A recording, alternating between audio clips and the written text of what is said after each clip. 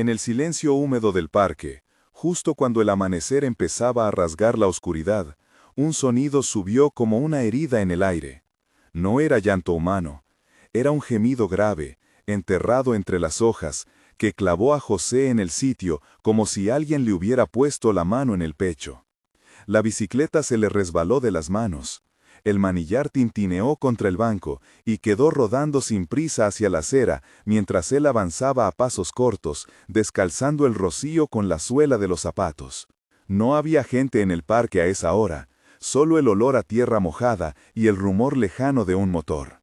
En el suelo, junto a una pequeña arboleda de eucaliptos, una osa se acurrucaba alrededor de una bola de pelo diminuta. La cría apenas se movía.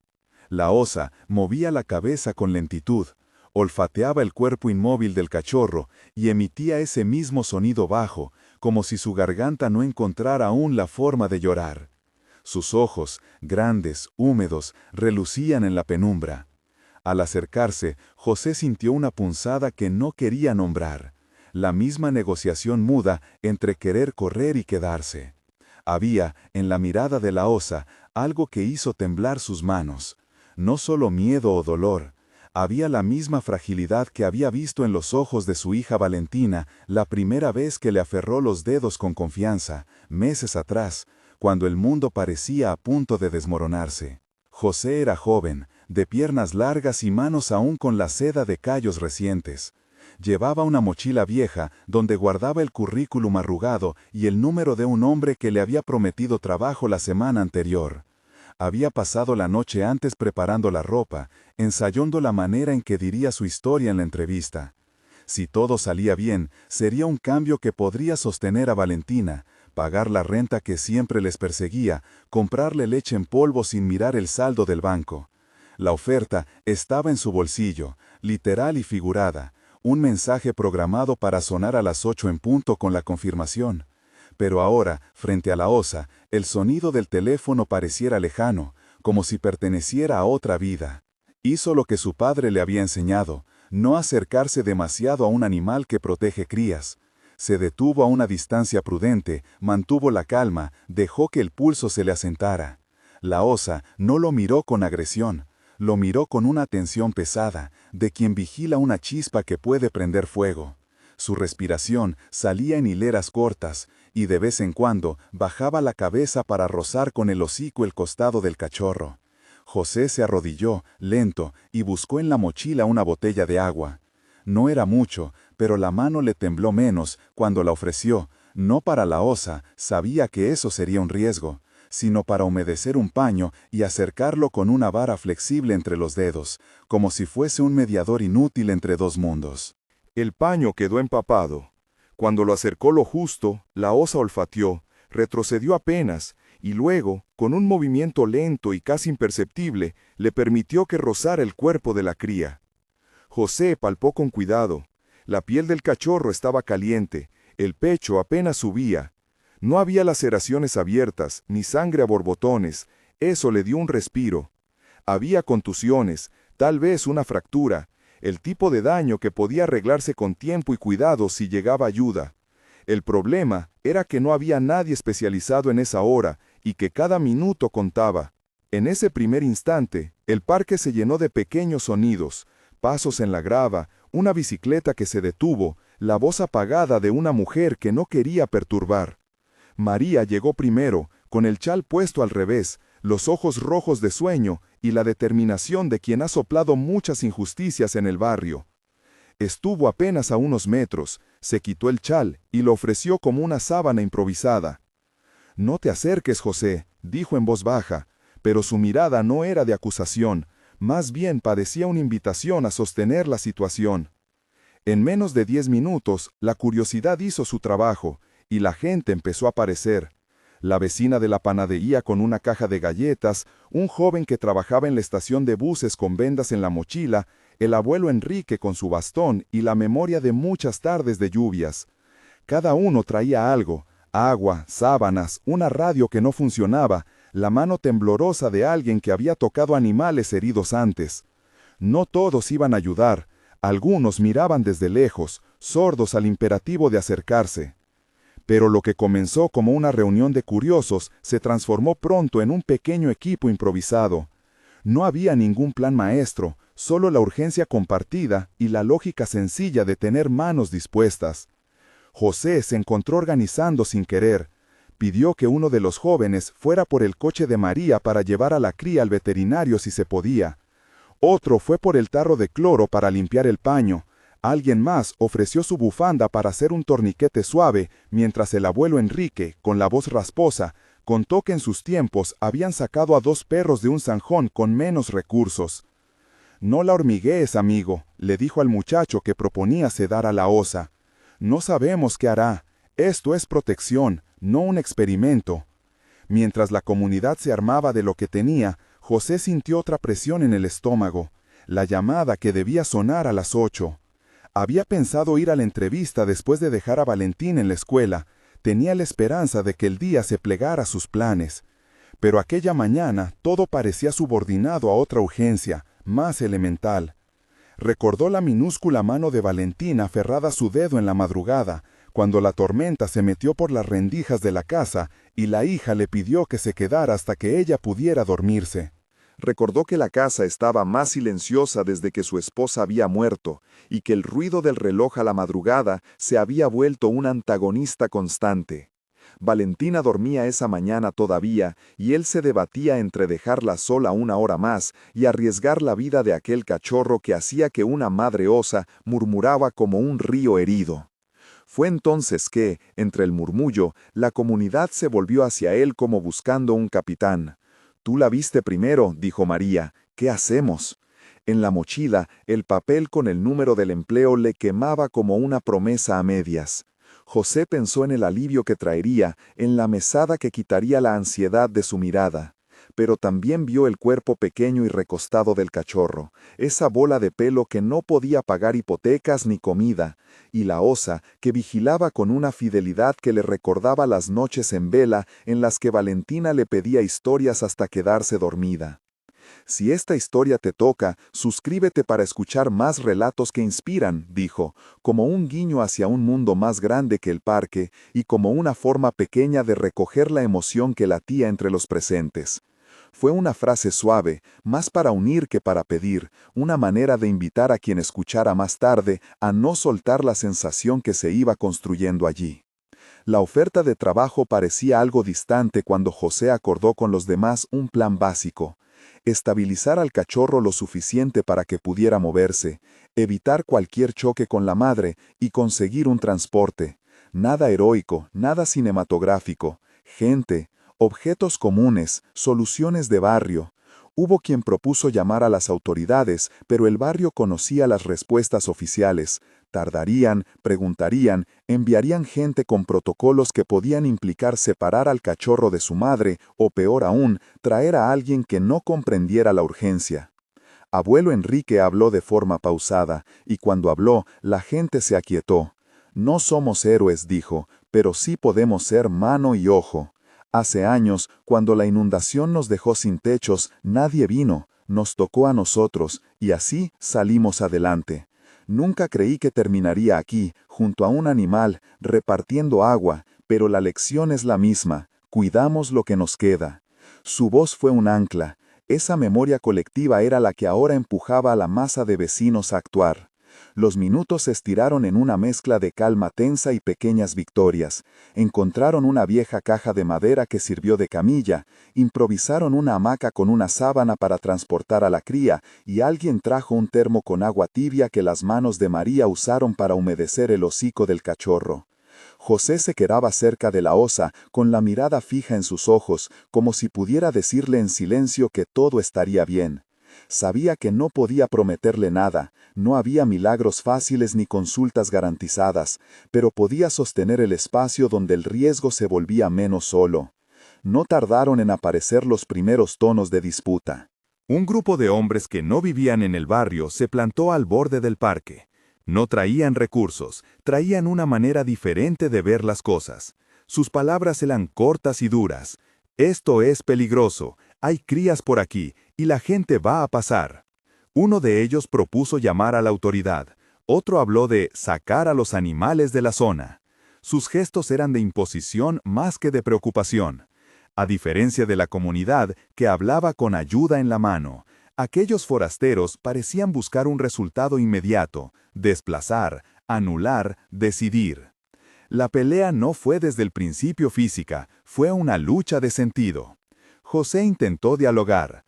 «No queremos problemas», dijo, la voz contenida. «Solo queremos ayudar». Los hombres miraron alrededor con desdén. Cuando algo se cruza entre los intereses y la comodidad, siempre aparece gente con buen corazón y manos vacías, murmuró uno. La frase caló porque no era solo una actitud, era la tensión entre dos mundos. En el barrio la vida era de resistencias pequeñas, en el otro la lógica era de orden y control, la idea de que las soluciones rápidas eran las correctas. María, sin perder un segundo, se acercó con calma a uno de los hombres. «Si te preocupa la seguridad, quédate a ayudar con nosotros», propuso. No fue una provocación, sino una oferta. Al principio el hombre esquivó, luego, mientras el sol abría más la mañana, hubo quien se quedó a pasarme un paño. Las cosas pueden cambiar cuando alguien decide mirar en vez de señalar. Pero no todos los forasteros aceptaron. Un par siguieron con actitud de amenaza. Esos fueron los que empezaron a gritar y a retratar la escena como un riesgo público, como si estuvieran dispuestos a tomar medidas por su cuenta. Esa escalada verbal dejó a la comunidad en un estado de tensión avisado. José sintió que en cualquier momento algo podía romperse. Recordó la voz de Valentina, preguntándole si los héroes siempre ganaban. Recordó que la verdad era otra. Los héroes a menudo dudan hasta el último instante. Y en esa duda estaba la posibilidad de elegir lo correcto por encima de lo conveniente. La osa seguía atenta. Con cada voz más aguda o cada gesto brusco, ella se tensaba y libraba un gruñido bajo que recorrió la garganta y dejó el aire vibrante. No era un animal que buscara pelea, era una madre a la defensiva. Y en el centro de esa defensa, su cría yacía frágil, como si el mundo dependiera de que alguien decidiera no romper la mañana.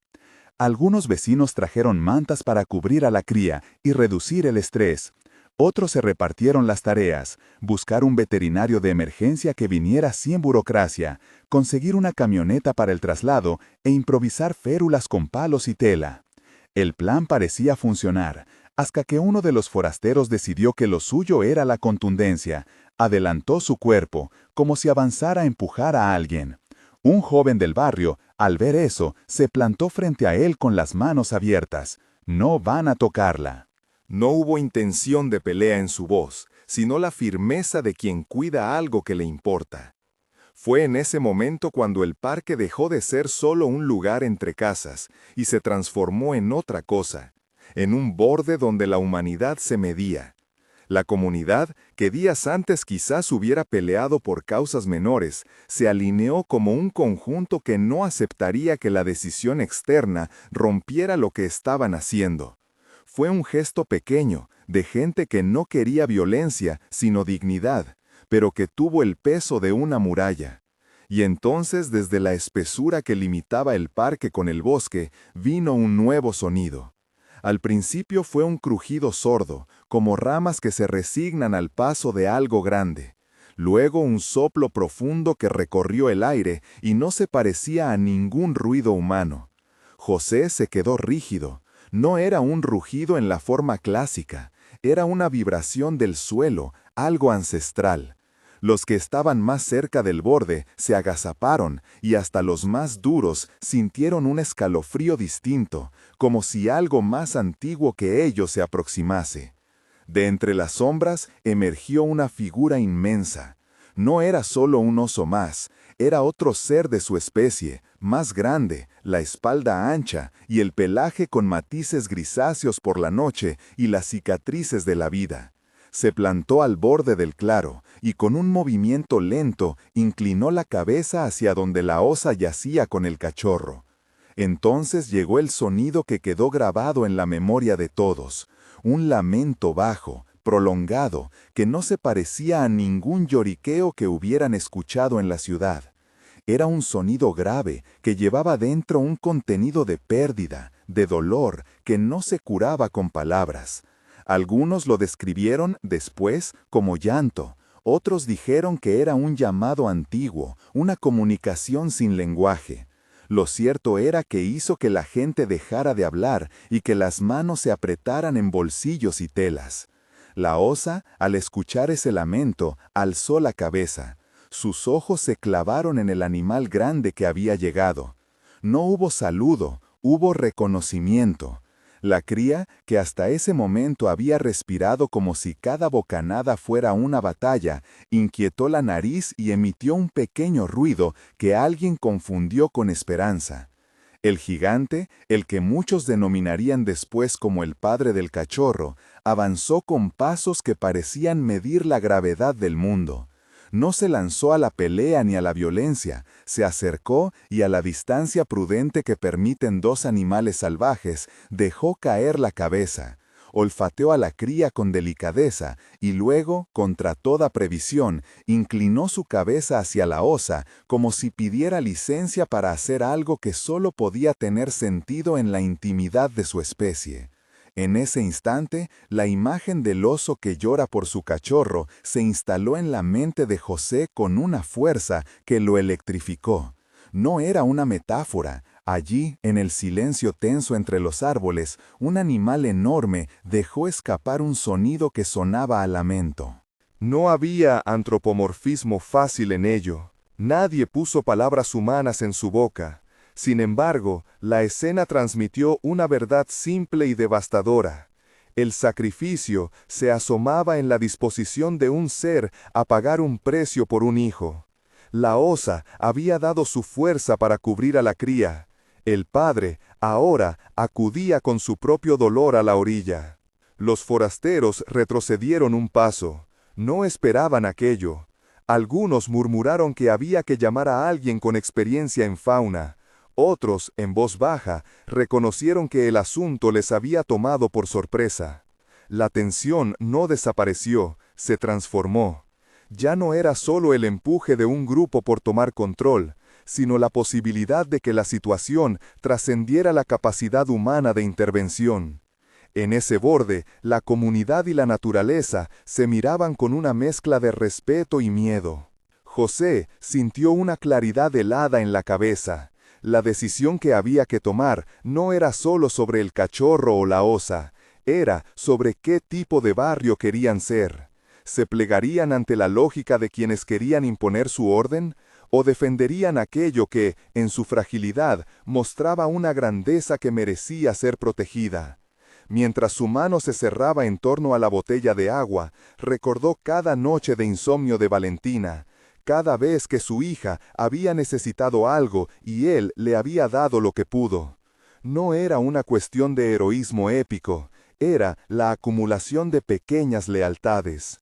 Las motas de luz del sol comenzaron a colar entre las ramas. El rumor de la gente se contuvo en un silencio expectante. Y en el aire, todavía tibio por la presencia de todos, quedó flotando el llanto grave del oso grande, que con su llegada había transformado la mañana en algo sagrado y peligroso a la vez. No se escuchó ninguna decisión final, solo hubo pasos que se acercaron, manos que se alzaron en señal de paz, y miradas que buscaban sostén mutuo. José apretó los labios. No sabía si en minutos tendría que dejar la escena para acudir a su entrevista, o si la vida le pediría hacer algo distinto. Pero en el centro de su pecho resonaba una certeza. Aquella osa, con sus ojos brillantes y su insistencia por mantener a la cría pegada a su calor, le había puesto un espejo frente a la cara. El parque, la mañana y la comunidad se quedaron suspendidos en esa imagen. El oso que lloraba por su cachorro, la osa protectora, la cría en silencio y la presencia humana que no podía ni debía ser el único actor de la historia. Desde los bordes del claro, alguien rompió el silencio con una voz suave que propuso una cosa simple. Tenemos que ganar tiempo, no dejarla sola. Si hay que llevarla al veterinario, lo haremos juntos. Fue una sentencia que no cerró la escena, sino que la empujó hacia una tarea que requeriría más decisiones, más valentía y quizás un precio que todavía nadie podía calcular. En ese trazo de luz, con las casas detrás y el bosque que respiraba, José miró a la osa, miró a la cría y luego al rostro arrugado de abuelo Enrique. Allí, en los ojos de todos, hubo un pacto no escrito: proteger lo que en esa mañana les había sido confiado, aunque ello implicara perder algo propio. Y esa promesa prendió como un chisporroteo que necesitaba más combustible para convertirse en fuego. La voz que propuso ganar tiempo fue como una cuerda que ancló a todos. No había promesas grandiosas, solo una vista práctica. Alguien vigilaría a la osa. Otro, con guantes, prepararía la camilla. Un par más iría a buscar al veterinario conocido de la zona y al hombre de la camioneta que se ofreciera a trasladar. La tarea estableció un movimiento que borró la duda por un rato. La mañana, que había comenzado con un gemido solitario, se llenó de manos y pasos que sabían qué hacer con la urgencia.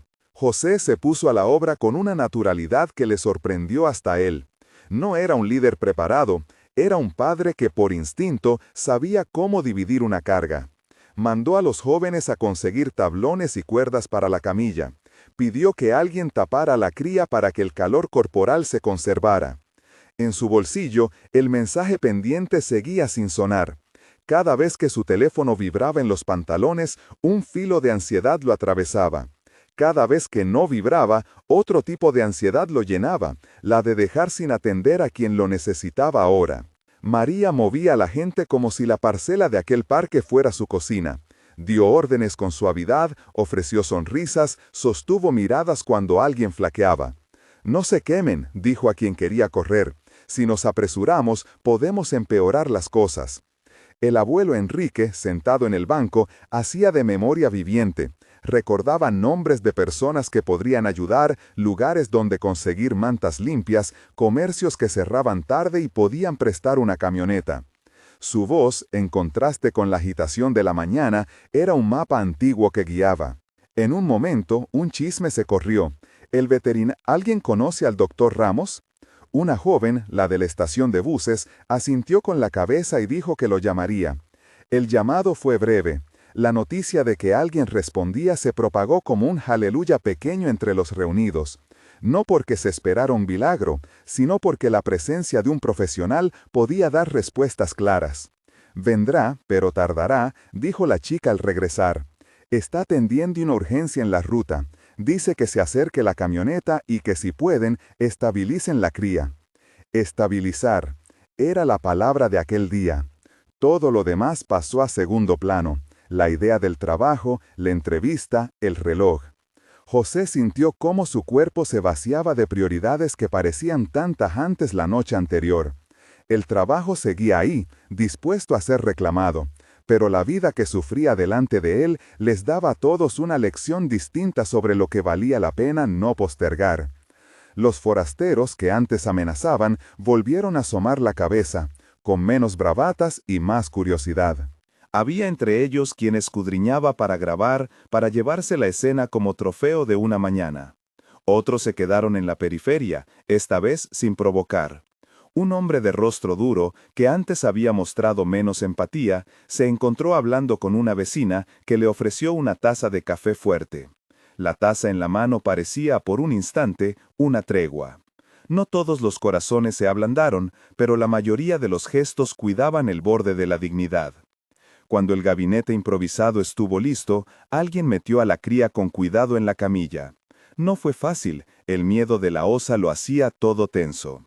José, con la ayuda de María y un par de muchachos, aseguró la distancia, habló con la osa en un tono bajo que no la alterara.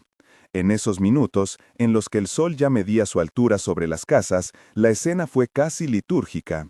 Manos que trabajaban en silencio, respiraciones contenidas, miradas que se cruzaban en complicidad. La camilla, sostenida por 4 hombres, parecía una barca frágil que llevaba una vida. El hombre de la camioneta llegó con temple. No era lujosa, ni estaba preparada para animales salvajes, pero la caja trasera era amplia y forrada con mantas. Él no era un veterinario, era un transportista del barrio que prefería ayudar antes que juzgar. Su ofrecimiento fue la cadena que todos necesitaban. Si la llevamos a la clínica, ellos decidirán, yo manejo, dijo sin mucho ruido, y en sus palabras hubo la firmeza de quien no busca elogios. El trayecto hasta la clínica fue un soplo tenso. La camioneta cruzó calles que José conocía de memoria, y en cada cruce el mundo parecía ralentizarse. El cuerpo del cachorro, cubierto por la sábana, permanecía quieto como un secreto. La osa, en el borde del claro, permaneció a la vista. Algunos se quedaron para vigilarla, otros la mantuvieron bajo la mirada de quienes creían que ninguna separación debía ser brusca. José no dejó de mirar atrás mientras la camioneta se alejaba. El corazón le latía a la velocidad de un animal que corre por la vida. A su lado, María sostuvo su mano un segundo. No hubo palabras, solo esa compenetración que sucede cuando dos personas comparten una carga más grande que el orgullo. En la clínica, el doctor Ramos y su asistente esperaban. La experiencia de Ramos con fauna local había sido la razón por la que tantos vecinos lo conocían, no porque fuera famoso, sino porque sus prácticas incluían madrugadas y llamadas que otros evitarían. «Tranqui, haremos lo que podamos», dijo mientras recibió la camilla. No prometió milagros, habló de signos vitales, de posibilidades. Esa honestidad pareció de algún modo más reconfortante que una certeza vacía. Mientras tanto, en el parque, la presencia del oso padre se mantuvo como un signo poderoso.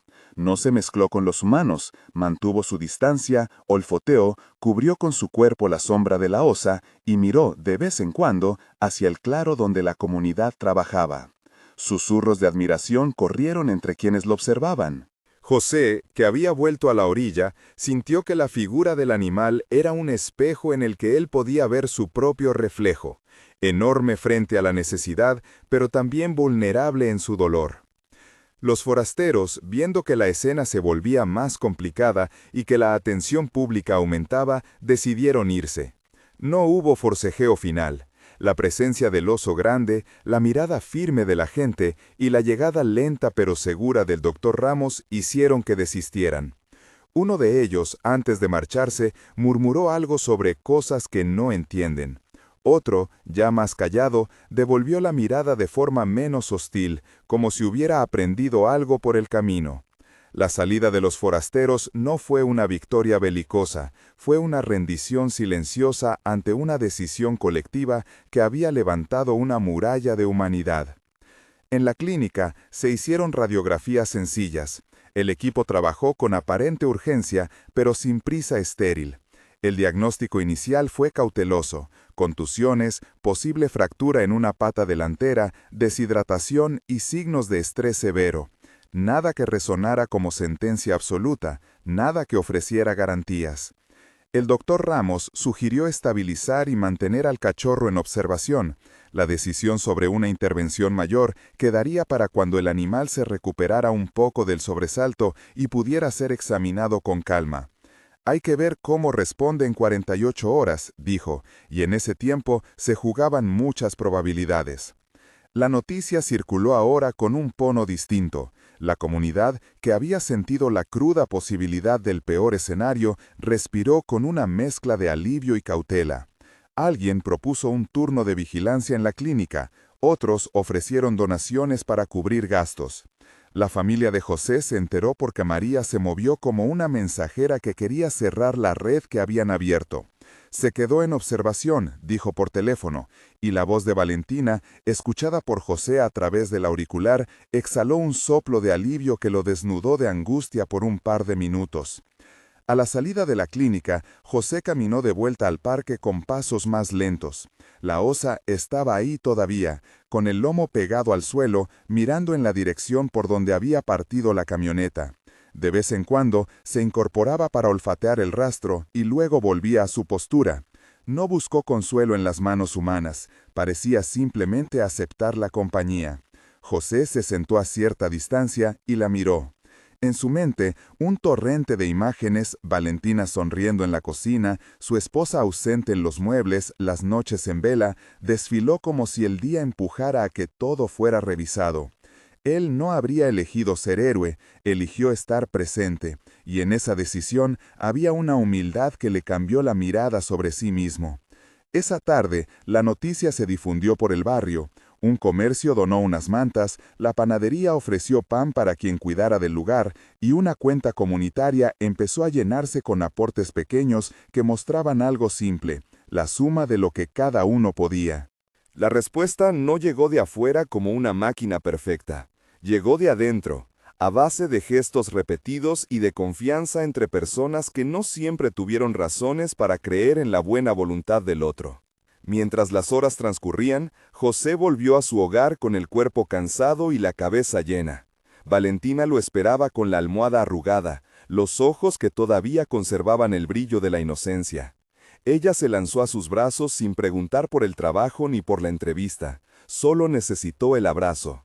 Fue entonces que José supo que su decisión había encontrado su primera recompensa, esa certeza tranquila de que la prioridad estaba en la casa, en la vida inmediata, en la carne de su hija. No era un triunfo público, ni un cheque, sino una reparación diminuta y real en su pecho.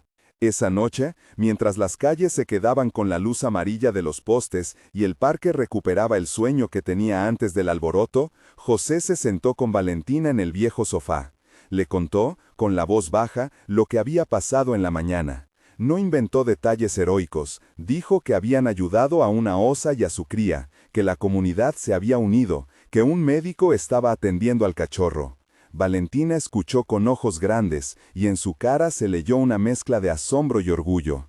«Papá, tú siempre dices que hay que ayudar a los que lo necesitan», dijo, y ese enunciado fue la forma más clara de confirmar para José que la decisión había hecho eco en la educación que le daba a su hija. La madrugada trajo un turno de guardia en la clínica. Algunos vecinos, incapaces de dormir del todo después del día vivido, se turnaron para pasar por allí y preguntar por el estado de la cría. El doctor Ramos, cansado pero sereno, informó que la alimentación artificial y la hidratación habían mantenido signos estables. La fractura, si se confirmaba, sería tratable con reposo y rehabilitación. Nada se garantizaba, pero nada se negaba rotundamente. La verdad profesional, con su ambigüedad, fue una calma para los que habían puesto su sudor en la balanza. Pasaron días. Durante ese tiempo, la rutina del barrio se reorganizó en torno a la contingencia. La madre osa fue vista varias veces cerca del claro, aunque más cautelosa. Se quedaba a la distancia, olfateaba, y se acostaba en posiciones que parecían de espera. La presencia humana respetuosa ayudó a que ella no se sintiera atacada. José, que trabajaba ahora en pequeños arreglos por la mañana en la panadería de un conocido que le dio la oportunidad para no perder el ritmo, alternaba labores cotidianas con visitas a la clínica. No volvió a la ruta de entrevistas formalmente. En su lugar, surgieron ofertas menos ceremoniosas: ayudar en la panadería, colaborar como mensajero en la cadena de la gente que había trabajado con él. No fue riqueza de repente, pero fue entrada segura y la posibilidad de, paso a paso, recomponer su vida.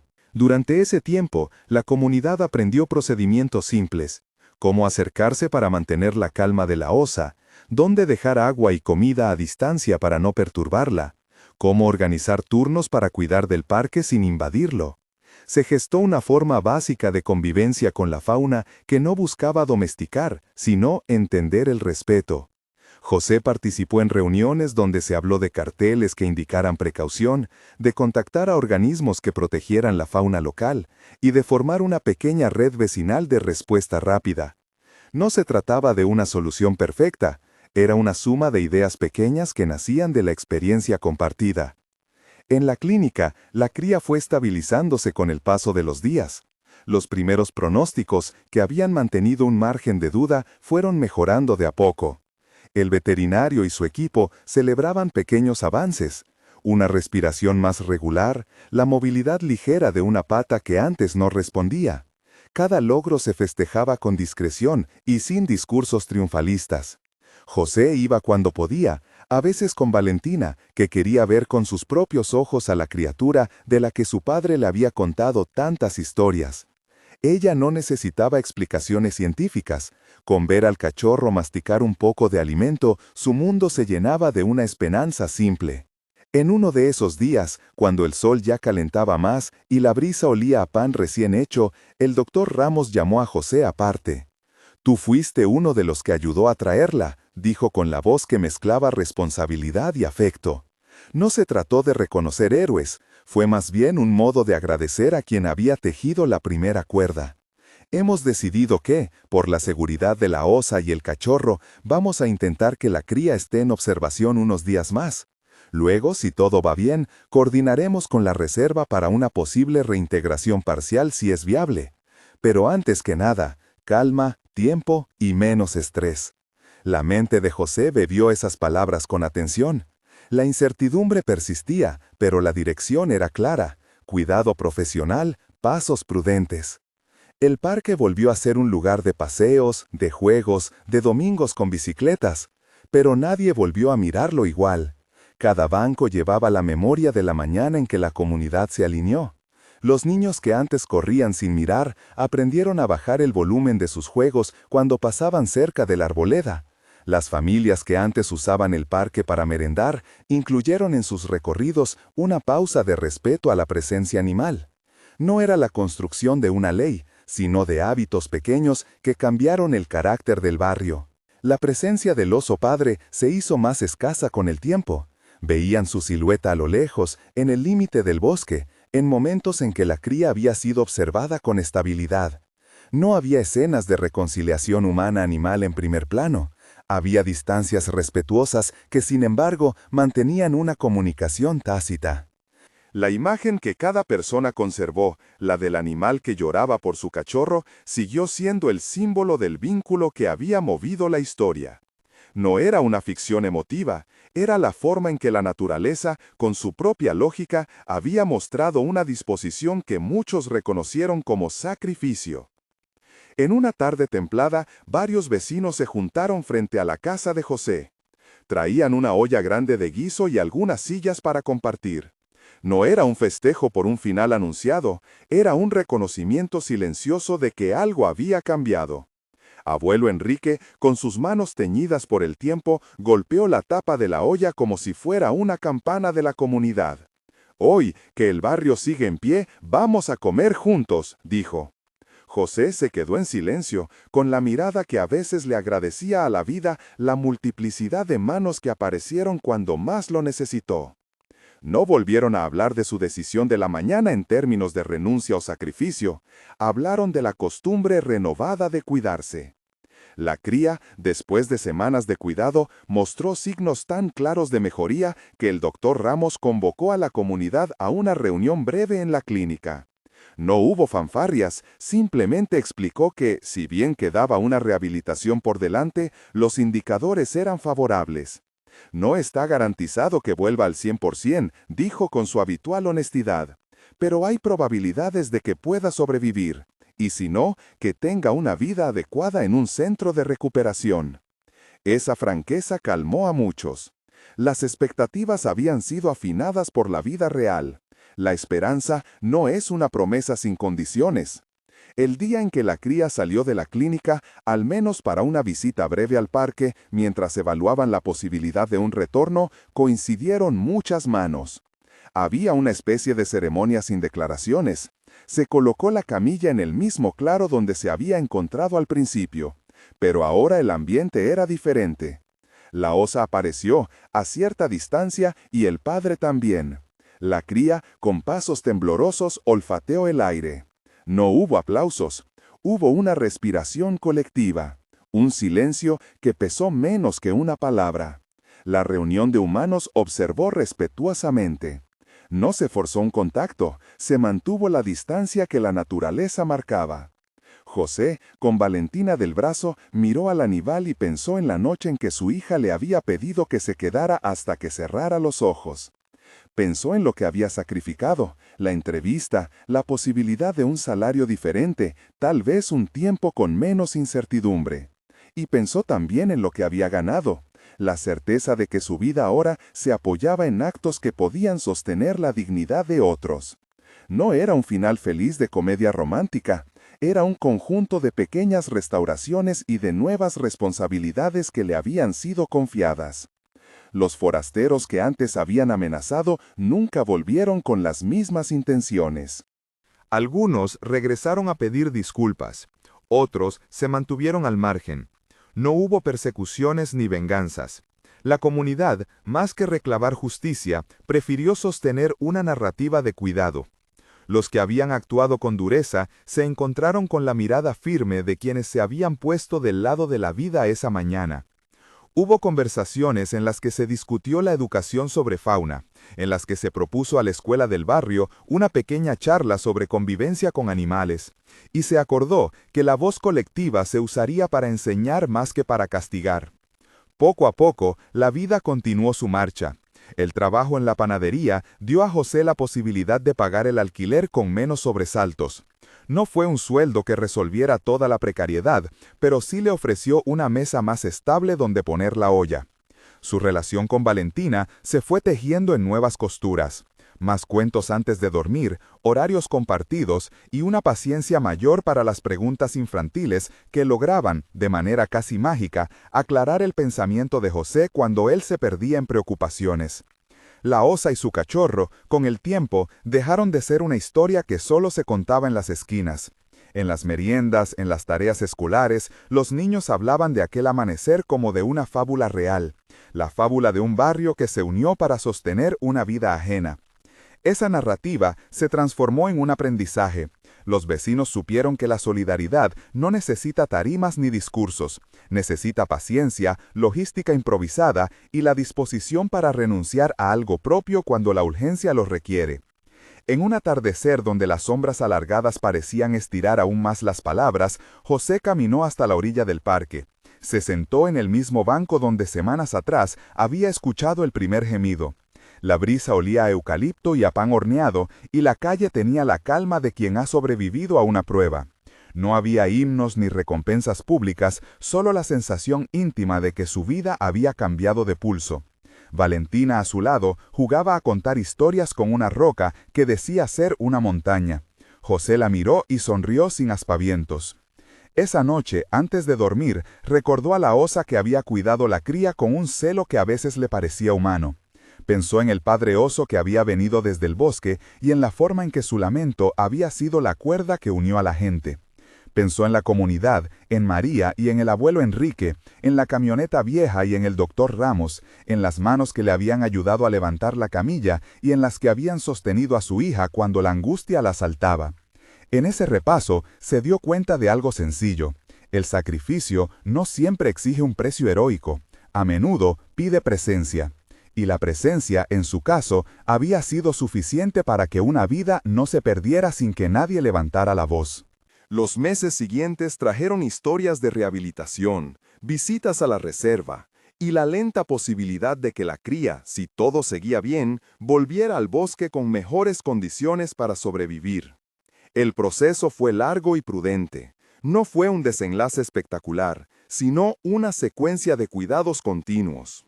El barrio, por su parte, mantuvo la costumbre de vigilar con respeto, de recordar que la convivencia con la naturaleza implica responsabilidad.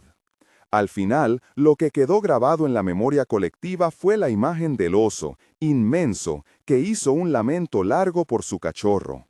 Esa imagen dejó, más que sentimiento, una enseñanza práctica, que la paternidad y la maternidad atraviesan fronteras, que el sacrificio no entiende de especies y que una comunidad que decide cuidar puede reescribir su propio relato.